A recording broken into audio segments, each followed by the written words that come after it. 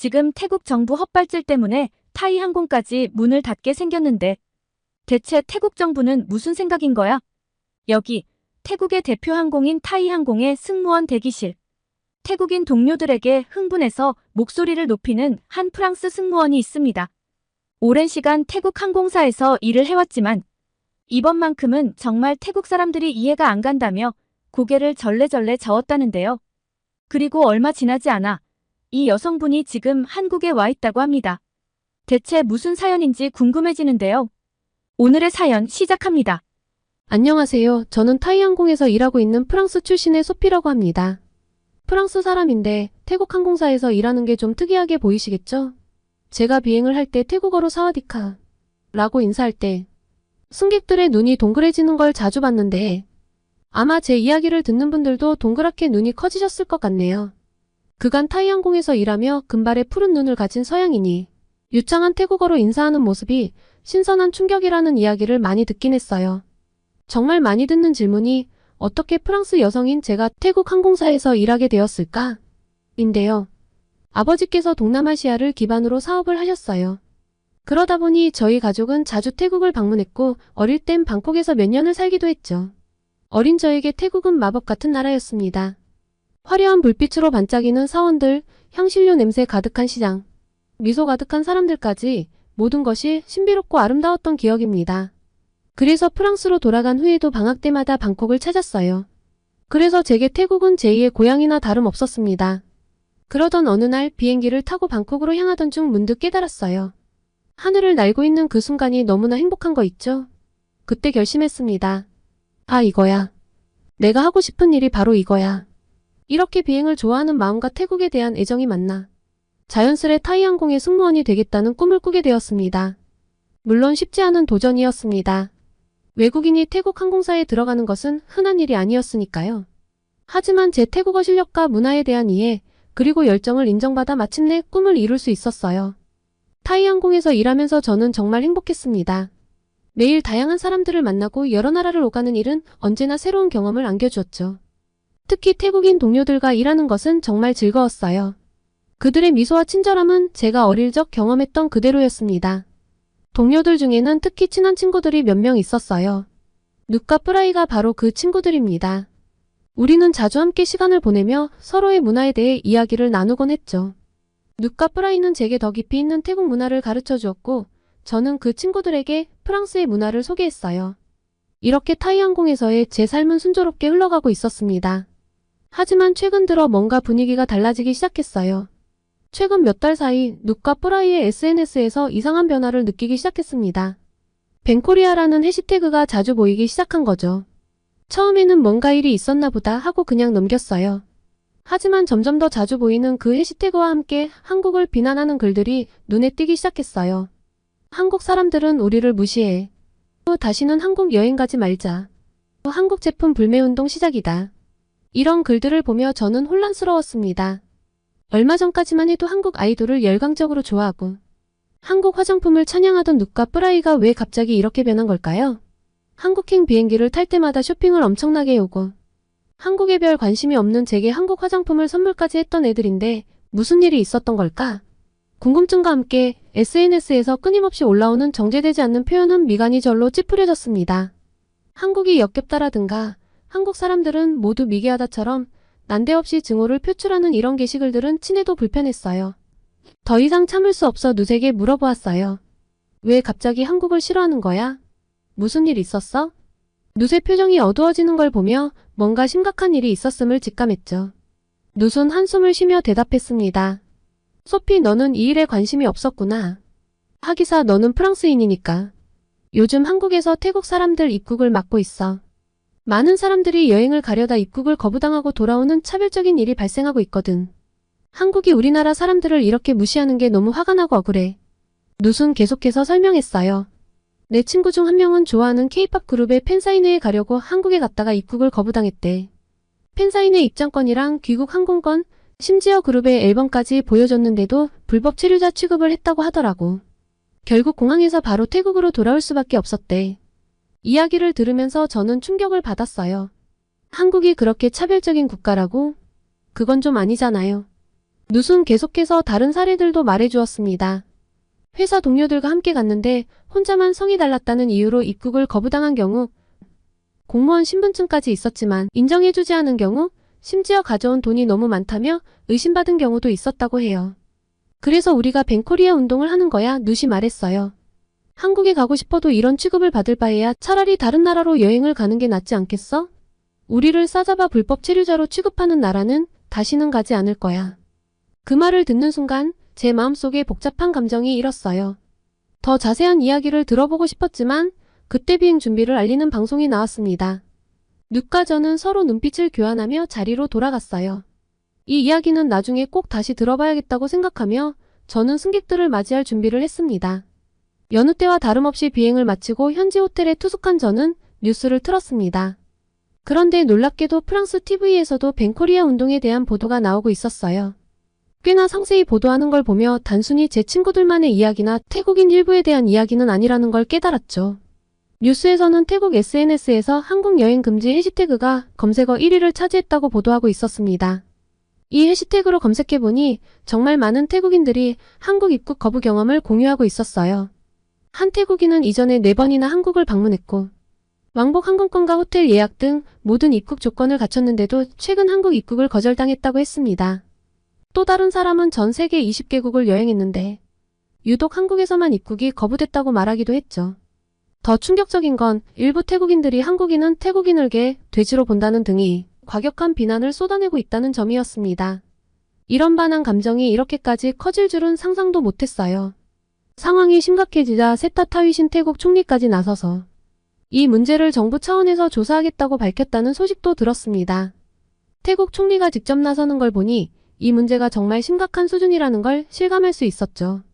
게다가 몇 년 전 태국 정부가 태국인 불법 체류자 입국 거부 방침을 내세우며 한국에 머물던 태국인 불법 체류자들이 귀국을 하지 못해 한국 측에서 비용이나 장소 등의 문제로 강력히 문제를 삼으며 송환 요구를 했던 뉴스도 함께 확인할 수 있었는데요. 이를 가지고도 말이 많았습니다.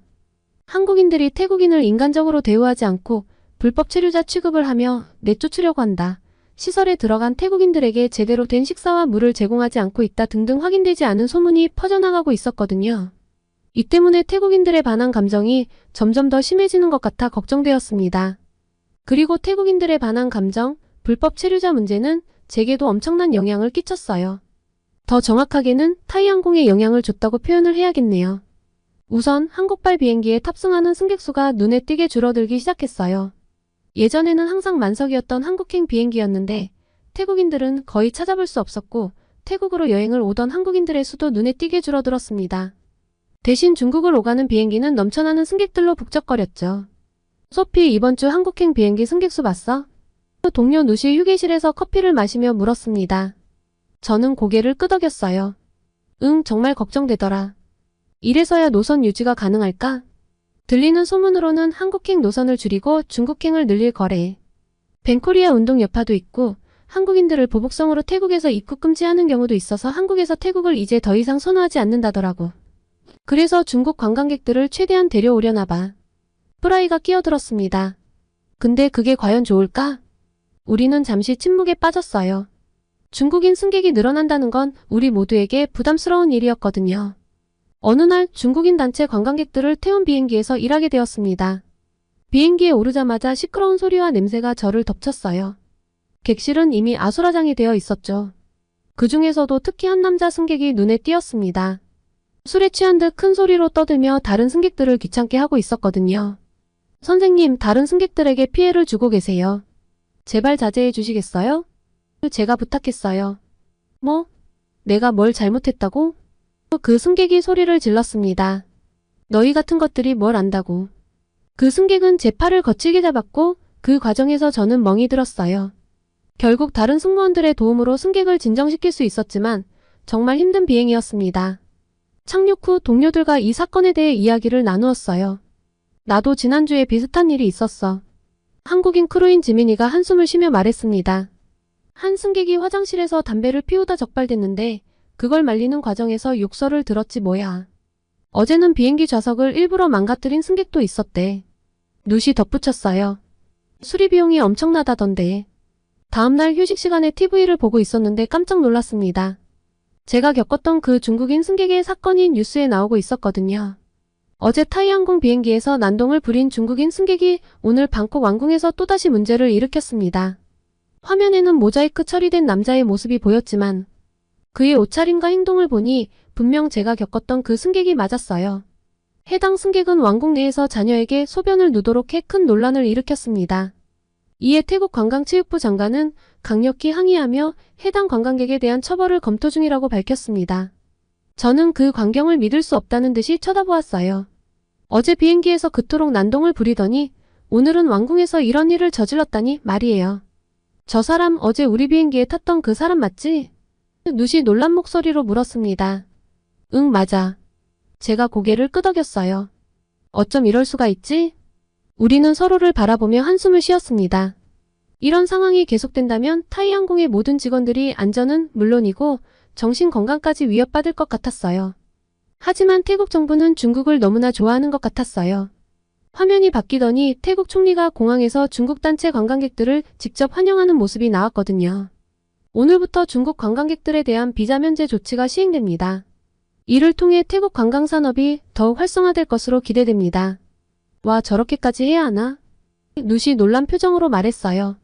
경제적으로는 도움이 될지 모르지만 말이지. 제가 말을 이었습니다. 승무원들은 죽으라고 등을 떠미는 건가? 지금도 충분히 힘든데 중국인 관광객이 늘어나면 감당이 안 될 텐데. 우리는 서로를 바라보며 깊은 고민에 빠졌어요. 앞으로 우리 항공사와 우리들의 일상이 어떻게 변할지, 그리고 이런 상황에서 우리가 어떻게 대처해야 할지 막막하기만 했습니다. 우리 항공사에서도 뭔가 대책을 마련해야 하지 않을까? 직원들이 너무 힘들어질 게 뻔한데. 제가 조심스럽게 제안했어요. 맞아. 누시 동의했습니다. 특별 교육이라도 받아야 할 것 같아. 이런 상황에 대처하는 방법 같은 거 말이야. 그리고 회사 차원에서 우리의 안전을 보장하는 정책도 필요해. 누시 덧붙였어요. 다음날 우리는 긴급 직원 회의를 소집했습니다. 모두가 모여 현재 상황에 대해 이야기를 나누었죠. 최근 중국인 승객들의 문제 행동이 늘고 있어요. 우리의 안전이 위협받고 있습니다. 한 동료가 말했어요. 다들 사실 벤코리아가 아니라 벤차이나여야 하는 거 아니냐며 온갖 불평불만을 늘어놨죠. 그때 태국인들의 마음을 좀 본 것 같아요. 사실은 한국이 좋은데 한국이 우리를 싫어한다고 생각하니 마음이 뒤틀려버린 것 아닐까. 우리는 오랜 시간 토론을 했어요. 결국 회사 측에 몇 가지 제안을 하기로 했습니다. 첫째, 모든 승무원들에게 문화 다양성 교육을 실시하자는 거예요. 둘째, 문제 승객 대응 매뉴얼을 만들자고 했죠. 셋째, 승무원들의 안전을 위한 보안 인력 증원을 요청하기로 했습니다. 적어도 중국 관광객들이 앞으로 계속 올 거라면 이 정도의 목소리는 내야 한다고 생각했어요.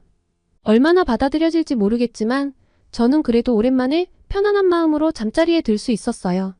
하지만 다음날 아침 예상치 못한 소식이 저를 기다리고 있었습니다. 다음날 아침 출근길에 태국 현지 신문을 보니 상황은 더욱 심각해 보였어요. 한국 놀러 가지 마. 라는 제목의 기사가 눈에 띄었습니다. 기사에 따르면 많은 태국인들이 한국 대신 일본이나 대만으로 여행지를 바꾸고 있다며 한국은 갈 필요가 없는 나라라는 거예요. 일본의 아류작 같은 나라라는 차별적 언어까지 곁들여 정말 심각해 보이는 수준의 기사였습니다. 제가 한국을 딱히 좋아한다거나 관심이 있다거나 한 건 아니지만 사실 중국 승객이 늘어나는 건 우리의 근무 환경과 직결되는 문제이니 골치가 아파왔죠. 출근해서 동료들과 이야기를 나눠보니 모두들 이 상황에 대해 걱정하고 있었습니다. 그리고 제가 미처 체크하지 못했는데 타이항공 내 한국인 승무원들도 문제였어요. 태국에서 느껴지는 반한 감정 때문에 스트레스를 엄청나게 받고 있더라고요. 은근히 배척하는 분위기도 느껴지고요. 어느 나라 사람이냐를 떠나 소중한 제 동료잖아요. 그리고 설령 한국이 잘못한 게 있다 하더라도 한국인 크루들에게 그러면 안 되는 거고요. 무엇보다 태국의 일방적인 주장 말고 균형 있는 시각이 필요할 때였습니다. 저는 잠시 생각에 잠겼어요. 이 상황을 그냥 두고 볼 순 없다는 생각이 들었죠. 누카 프라이에게 말했습니다. 아무리 그래도 그렇지 한국이 괜히 그러진 않을 거 아니야. 이유가 있을 것이고 오해가 있다면 풀어야지. 난 한국을 잘 모르지만 어떤 특정 국가가 괜히 그러는 건 아닐 거라고 생각해. 그때 한국인 승무원인 지민 씨가 지나갔습니다. 엄청 활달하고 즐거운 동료인데 평소보다 훨씬 말랐고 얼굴도 헬쑥해 보였죠. 지민아, 괜찮아? 제가 걱정스럽게 물었습니다. 지민이는 힘없이 자리에 앉았어요. 괜찮아, 소피야. 그냥 요즘 좀 힘들어서 그래. 저는 용기를 내어 물었습니다. 지민아, 사실 우리 태국인 동료들이 한국에 대해 오해하고 있는 것 같아. 대체 왜 한국은 태국인들의 입국을 거부하는 거야? 자세히 설명해 줄 수 있어? 지민 씨는 깊은 한숨을 내쉬었어요. 그리고 천천히 이야기를 시작했습니다. 사실 이 문제는 복잡해. 한국에서 태국인 불법 체류자 문제가 심각해지면서 시작됐어. 현재 한국에 거주하는 불법 체류자들 중에서 태국인들의 비율이 가장 높아. 전체 외국인 불법 체류자 중 약 78%를 차지하고 있지. 눕과 프라이의 눈이 커졌어요. 지민 씨는 계속 설명했습니다. 실제로 태국인 불법 체류자 수가 2015년 5만 2천 명에서 2023년 15만 7천 명으로 8년 동안 3배 넘게 증가했어. 이건 정말 심각한 문제야. 그렇게 많아? 누시 놀라서 물었어요. 응, 그래서 한국 정부가 입국 심사를 강화할 수밖에 없었어. 불법 체류자들 중에는 마약 범죄에 연루되는 경우도 있고 불법 취업으로 문제를 일으키는 경우도 많거든. 지민 씨는 최근 있었던 사건들을 설명해 주었어요. 광주에서 66명의 태국인 불법 체류자가 한꺼번에 검거된 일.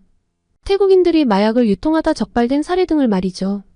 그래서 한국 정부는 불법 체류자를 막기 위해 입국 심사를 강화할 수밖에 없었어. 하지만 이 과정에서 일반 관광객들도 피해를 보게 된 거지. 프라이와 눕은 고개를 숙였어요. 자신들이 SNS에 뱅코리아 해시태그를 올렸던 것이 떠올랐나 봐요. 우리가 잘못 알고 있었네. 프라이가 부끄러운 듯 말했어요. 정말 미안해, 지민아. 맞아. 우리가 한국의 입장을 전혀 이해하지 못했어. 눕도 덧붙였습니다. 지민 씨는 약하게 미소 지었어요. 괜찮아. 이렇게 서로 이해하려고 노력하는 게 중요한 거야. 그럼 우리가 할 수 있는 일이 뭐가 있을까? 제가 물었습니다.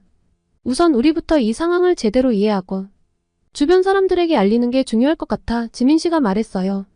그리고 우리 항공사에서도 이런 문제에 대해 어떤 입장을 가져야 할지 논의해봐야 할 것 같고. 우리는 모두 고개를 끄덕였어요. 이 복잡한 상황 속에서도 서로를 이해하려는 노력이 얼마나 중요한지 깨달은 순간이었죠. 지민이와의 대화 이후 우리 팀 내에서 한국에 대한 이해가 깊어졌어요. 다들 한국에 대한 일방적인 비난은 하지 않기로 했고 이러한 자정작용이 주변인으로 퍼져나갈 수 있게 좋은 영향력을 끼치자고 했습니다. 적어도 타이항공의 승무원들이 차별적인 시각으로 왜곡된 시선으로 이번 사태를 바라보지 말기로 했어요. 그리고 한국 출신 크루들과 함께 한국 문화에 대해 더 배우기 시작했어요. 한국에는 큰 관심이 없었는데 저는 처음으로 한국을 자세히 알기 시작했습니다. 그리고 점점 한국에 대한 관심이 커지면서 저는 한 번도 가보지 않은 한국을 직접 경험해보고 싶다는 생각이 들었습니다. 그런데 낯선 나라라 혼자 오래 여행을 하는 건 조금 부담스러워서 타이항공의 유명한 한국통인 마리아와 함께 가기로 했어요. 마리아는 이탈리아 출신인데 누구나 인정하는 케이팝 팬입니다. 비행으로 한국에 가면 그 짧은 시간에도 꼭 지하철을 타고 도심지에 가서 이것저것 쇼핑을 해오는 친구예요. 그 친구랑 함께라면 가이드가 따로 필요 없을 거란 생각이 들었죠. 마리아는 제 제안에 뛸 듯이 기뻐하더라고요. 자기가 한국을 제대로 보여주겠다며 짐만 싸라고 했죠. 저도 은근히 기대가 되었습니다. 그리고 드디어 출발하는 날 우리는 방콕에서 서울로 가는 비행기에 탑승했습니다. 설레는 마음으로 좌석에 앉았는데 옆자리에 한국인 남자 승객이 앉았어요. 처음엔 별 신경을 쓰지 않았는데 비행기가 이륙하고 얼마 지나지 않아 갑자기 심한 복통이 왔습니다. 아마도 아침에 먹은 것 때문에 체한 것 같았어요. 아침에 조금 늦잠을 자서 급하게 뛰어나왔거든요. 약을 요청해서 먹었는데도 도무지 체한 것이 내려가지 않더라고요. 식은땀이 줄줄 나기 시작했습니다. 이런 제가 좀 이상해 보였나 봐요. 괜찮으세요? 옆자리에 한국인 남자 승객이 물었습니다. 그의 목소리에는 진심 어린 걱정이 묻어 있었어요. 저는 괜찮다고 하려 했지만 갑자기 더 심한 통증이 밀려왔어요. 아, 죄송해요. 조금 체해서 신경 쓰이게 해서 죄송해요. 그 순간 그 승객이 무언가를 꺼내더니 제게 건넸습니다. 이거 드세요. 한국의 전통적인 소화제예요. 체했을 때 아주 효과가 좋아요. 저는 망설이면서도 그가 건넨 소화제를 받아들었어요. 정말 감사합니다. 그런데 이걸 먹어도 괜찮을까요? 그가 따뜻하게 미소 지으며 말했습니다. 걱정 마세요. 천연 한방 재료로만 만들어진 거예요. 저도 항상 가지고 다니는데 정말 효과가 좋아요. 이대로라면 비행기 안에서 어떻게 될지도 모르는 상황이라 우선 권유해준 소화제를 먹었습니다. 놀랍게도 얼마 지나지 않아 통증이 가라앉기 시작했어요. 뭔가 쑥 내려가는 느낌이 들더라고요. 와, 정말 효과가 있네요. 고마워요. 한국으로 가는 첫 시작이 끔찍할 뻔했다가 작은 병에 든 소화제 한 병 덕에 기분 좋게 바뀌는 순간이었습니다. 역시 기내에서 가장 매너가 있던 한국인들은 다르다니까. 마리아와 저희는 눈을 찡긋거리며 신호를 교환했죠. 그리고 저희는 관광을 시작했습니다. 마리아가 말했어요. 소피, 우리 그간 진상 중국인들 승객 때문에 고생했으니 몸보신을 해야 해. 한국에 오면 삼계탕을 꼭 먹어봐야 한다고. 또 체할까봐 기내식을 하나도 먹지 못해 좀 배고팠는데 삼계탕은 뭐지 싶었지만 마리아 추천이니 뭐 괜찮겠지 란 생각으로 따라갔습니다. 아주 인기가 많은 집이라더니 한국인도 많지만 외국인도 정말 많았습니다. 메뉴판에 어떻게 먹는지 안내가 외국어로 된 걸로 봐서 마리아가 제대로 데려왔단 느낌이었어요. 한국 전통가옥 같은 느낌으로 된 건물도 멋졌는데 나온 음식은 사실 좀 생소했습니다. 하지만 정말 맛이 좋더라고요. 아주 따뜻하고 고소해서 뽀얀 국물을 계속 떠먹고 있던 찰나 옆 테이블이 뭔가 신경 쓰이기 시작했어요. 태어나 처음 와본 한국에 아는 사람이 있을 리 없으니 내가 오늘 피곤해서 그런가 보다 하고 다시 밥을 먹는데 아무리 생각해도 어디서 본 듯한 사람인 것 같은 거예요. 그런데 옆 테이블 사람도 자꾸 저를 흘끔흘끔 쳐다보더라고요. 더 이상 삼계탕에 집중이 안 되기 시작했습니다. 어디서 봤더라 하는 순간 갑자기 기억이 났어요. 아 맞다. 방콕에서 서울행 비행기. 제가 체했을 때 도와준 한국 남자. 너무 놀라서 깨악 소리를 질렀는데 소리가 너무 컸던지 옆 테이블 남자가 고개를 들어 저를 바라봤습니다. 민망해서 어쩔 줄 모르는데 남자가 맞네 라며 환하게 웃어주더군요. 그러면서 제게 약수를 청했습니다. 안녕하세요, 승훈입니다. 비행기에서 많이 힘들어 보이셔서 걱정했는데 이렇게 뵙게 되어 다행이네요. 그런데 좀 신기하더라고요. 여기는 관광객 맛집으로 아는데 현지인인 사람이 왜 여기 있는 걸까요? 현지인들도 많이 오는 곳인가? 친구를 데리고 온 건가? 그런데 그 순간 승훈 씨가 물었습니다. 여기 엄청 유명한 데인데 한국에 아는 분이 있으신가 봐요? 누가 추천했어요? 뭐야, 나랑 비슷한 걸 궁금해했잖아. 뭔가 약간 수줍어지려는 순간 호기심에 가득 찬 마리아가 끼어들었습니다. 어라? 그때 그분이네. 이야, 은인이잖아. 안녕하세요. 전 소피 친구 마리아예요. 라며 시작한 마리아의 대화에 당황했는데 어느 순간 저희와 승훈 씨 일행은 한국의 디저트 가게에 앉아있더라고요. 승훈 씨 말로는 태국과 베트남 등 동남아시를 대상으로 사업을 한다고 하더라고요. 지금은 미팅을 위해 한국에 왔고 2주일 정도 서울에 머물 예정이라고 했습니다. 아, 그런데 마리아 입을 좀 막고 싶었어요. 우리도 관광을 해야 하는데 외국인들이 관광을 해야 하니 한국 사람이 좀 도와주면 어떻겠냐고 하는데 대체 얘가 왜 이러나 싶은 거예요. 자기가 현지인보다 한국을 더 잘한다고 이야기할 땐 언제고? 그런데 승훈 씨가 참 성격이 좋았습니다. 마리아가 너무 주책을 떨어서 얘 뭐야 할 법도 한데 그걸 다 받아주더라고요. 그리고 어느 순간 연락처를 교환하고 진짜 관광도 같이 하기로 했죠. 머리가 지끈거리는 느낌이었습니다. 나오면서 마리아에게 너 이게 지금 뭐 하는 거야? 저 남자가 유부남이거나 애인이 있으면 어쩌려고 했더니 절 비웃더라고요. 한국 남자들은 프랑스 남자들처럼 가볍지도 않고 굉장히 젠틀해. 그리고 왼손에 반지도 없던데? 결혼도 안 했어. 그리고 여자친구가 있으면 혼자 여행 왔겠니? 무엇보다 널 보는 눈빛이 심상치 않았다니까. 난 느낌이 왔어. 그렇게 저는 난생 처음 방문한 한국에서 프랑스 여자들과 한국 남자 하나라는 특이한 조합으로 관광을 시작했습니다. 아무래도 한국인이 관광을 이끌어주니 편하긴 편하더라고요. 마리아가 한국어를 좀 할 줄 알지만 아직 한참 배워야 하는 수준이라 마리아를 믿고 어딘가를 가기는 좀 어렵거든요. 그리고 무엇보다 얼떨결에 2명의 외국 여자를 데리고 관광을 시켜줘야 하는 승훈 씨 입장도 곤란했을 텐데 배려도 잘해주고 참 친절했습니다. 많이 걸을 땐 가방을 들어주기까지 했어요. 처음엔 당황스러웠는데 승훈 씨의 매너에 적응해버린 제가 당황스러울 정도였죠. 그리고 많은 대화를 통해 조금씩 알아갈수록 참 괜찮다는 생각이 들더라고요. 프랑스 남자들이 로맨틱하다고 알려져 있지만 사실 좀 많이 가볍거든요. 제가 대학 때 만나봤던 프랑스 남자들은 하나같이 진중함이라고는 찾아볼 수 없는 사람들이었어요. 그런데 승훈 씨는 참 진중한 편이었습니다. 영어, 태국어도 수준급으로 잘해서 소통하기도 어렵지 않았고요. 제가 한국 여행을 오기 전 마리아가 귀에 피나도록 이야기했던 한국의 장점은 사실 잘 기억이 안 났는데 승훈 씨가 말하는 한국 이야기는 왜 그렇게 재미있고 속속 들어오는지 참 신기했던 경험이었습니다. 많이 친해져서 방콕으로 돌아가는 비행기도 같이 맞추기로 했죠. 그리고 방콕으로 돌아가는 비행기에서 승훈 씨가 이야기를 했습니다. 저와 진지한 관계가 되었으면 한다고요. 결말이요? 다들 예상하시듯 진지하다 못해 아주 깊은 관계로 잘 만나고 있답니다. 승훈 씨를 통해 한국과 한국인을 알아가면 알아갈수록 그때 호들갑을 떨며 함께 관광을 하게 해준 마리아에게 참 고마워요. 마리아 말대로 한국 남자는 프랑스 남자들에 비해서 아주 젠틀하고 진중했습니다. 매너도 아주 좋고요. 좀 특이한 면은 있었습니다. 지금은 적응을 했는데요. 화장실을 정말 자주 가더라고요. 프랑스 사람들과는 달라서 좀 생소했어요.